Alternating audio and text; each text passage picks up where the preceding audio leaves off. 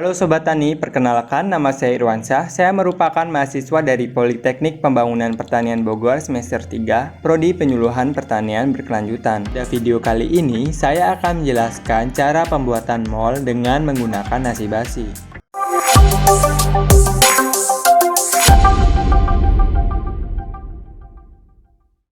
Tanaman membutuhkan unsur hara untuk menunjang pertumbuhannya. Pertumbuhan tanaman akan optimum jika tanaman memperoleh unsur hara yang cukup. Cara yang dapat dilakukan untuk meningkatkan pertumbuhan tanaman adalah menambahkan bahan-bahan organik untuk memperbaiki sifat fisik, kimia, dan biologi dalam tanah.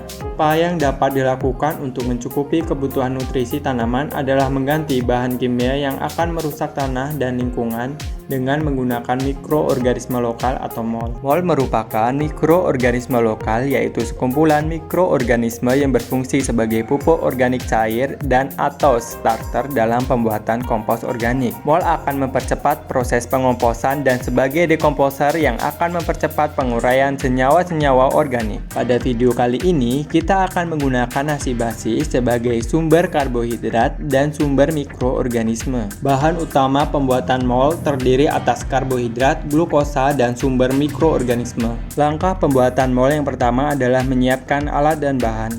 Bahan yang digunakan adalah nasi basi sebanyak 250 gram sebagai sumber mikroorganisme dan karbohidrat, gula merah sebanyak 50 gram sebagai sumber glukosa, dan air sebanyak 1 liter sebagai pelarut. Setelah kita mendapatkan nasi yang sudah ditumbuhi jamur, langkah selanjutnya adalah membuat larutan gula merah.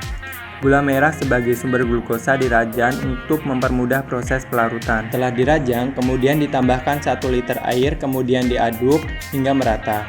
Untuk mempermudah proses pelarutan, bisa menggunakan air hangat, kemudian larutan didinginkan hingga suhu ruang. Setelah itu, nasi yang sudah ditumbuhi jamur, kemudian dimasukkan ke dalam larutan gula dan diaduk.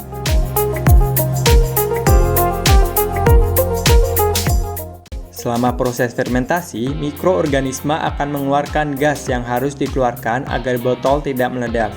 Pelepasan gas dilakukan dengan mengelundurkan tutup botol tetapi tidak dibuka, untuk menghindari kontaminasi yang dapat menyebabkan kegagalan dalam pembuatan mol. Pelepasan dilakukan 2 kali sehari, setiap pagi dan sore hingga proses fermentasi selesai.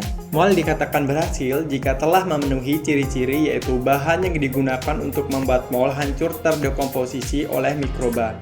Baunya tidak lagi menyengat tetapi berbau masam atau berbau fermentasi. Tidak terdapat belatung di dalam mol dan tidak sekeruh saat pertama kali dibuat. Setelah tahap fermentasi selesai, tahap selanjutnya adalah mengukur tingkat keasaman pada mol. pH yang baik untuk mol yang akan dijadikan starter untuk pembentukan pupuk organik yaitu antara 4-5.